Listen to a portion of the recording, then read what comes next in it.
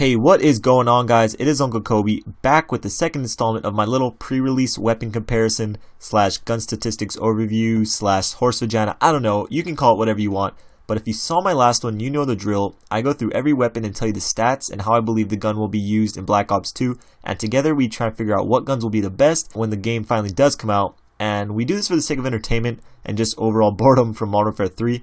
So before I rant on any more, let's get right into it.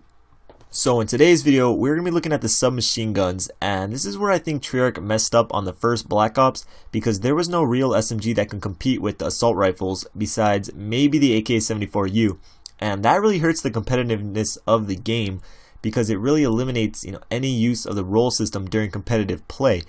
I don't know if you guys watched any of the MLG events from last year, but unsurprisingly everyone used the FAMAS. And to me, that is really boring to watch. So Treyarch really needs to up their SMGs for this new game. So starting off, we got the versatile MP7, or as we call it in MW3, the Moab machine. So far from the stats, I don't really see anything that leads me to believe that this gun will be overpowered in Black Ops 2. It has the full 16-point mobility, as do all the SMGs, a 12-point damage, and a 10-point range and accuracy. So stats wise, this is a very average gun. However, just like in MW3, what really makes this gun is the recoil, or actually lack thereof.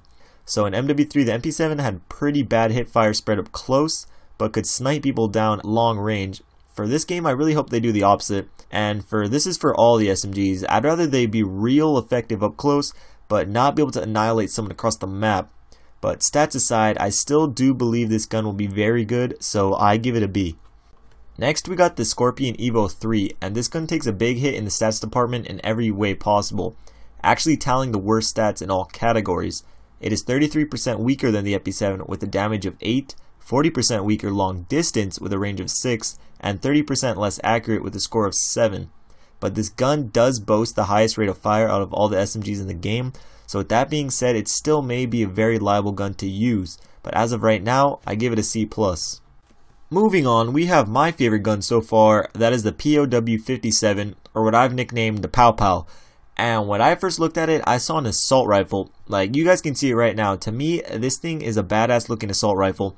And what really made it for me was the description, which reads fully automatic personal defense weapon with increased range and the largest ammo capacity in its class.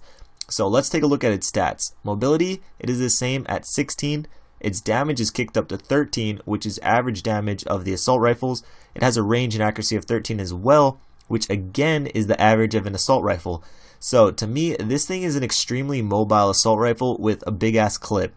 The only thing that could bring it down would be an awkward recoil, meaning it didn't just go straight up, it kind of goes back and forth, or if it shot extremely slow. But with the large ammo capacity, I highly doubt it. I could rant on about how awesome this gun sounds all day. I obviously give it an A, but we gotta move on to our next weapon, the Chicom QCB. And first thing, I don't know if you guys can see the name on the screen, but it actually says Chicom CQB, so I'm not sure if they just messed up a little because this video is from a developer's build of the game, so nothing's official yet, or if they decide to randomly change the name. Either way, I don't really care. No one calls weapons by its full name anyways. But what's really cool about this weapon is that it is a burst fire submachine gun, and I don't think we have ever seen one of these in the Call of Duty franchise until now. I can't really say how effective this gun will be. It has pretty mediocre stats with a damage and range of 9 and an accuracy of 11.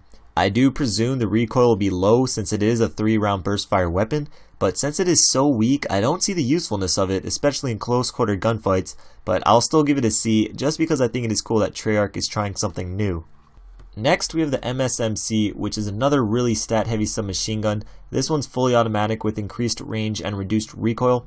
I already do hate the name of this gun though. I don't like how it is 4 separate letters and syllables like MSMC. I don't have that kind of time when trying to explain my class loadouts, but the stats on it do look very nice. It has the highest damage out of all the SMGs at 14, which is actually higher than all but one assault rifle.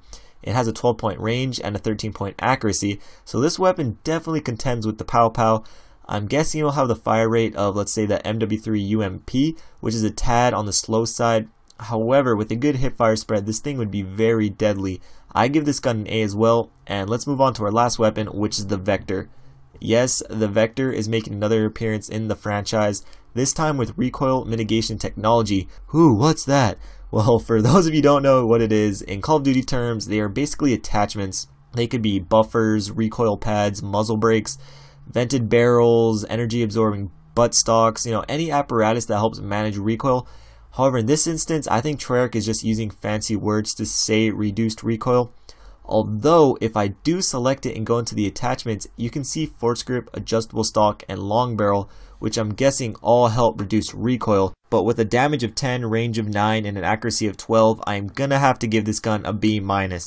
So that's it for today's video. I hope you guys enjoyed it, and if you did, I'd appreciate it if you gave it a thumbs up and leave your answer on what gun you think may be the best, or just a weapon that looks cool to you. I'm still sticking with the Pow Pow personally, but that is just me. Also remember, I'll be doing one of these pre-release statistic breakdown videos for every class, so make sure to hit subscribe. Also keep in mind, these all come off of the developer's build of Black Ops 2, so things are subject to change. But what won't change is my love for all y'all. This was Uncle Kobe. Until next time, peace.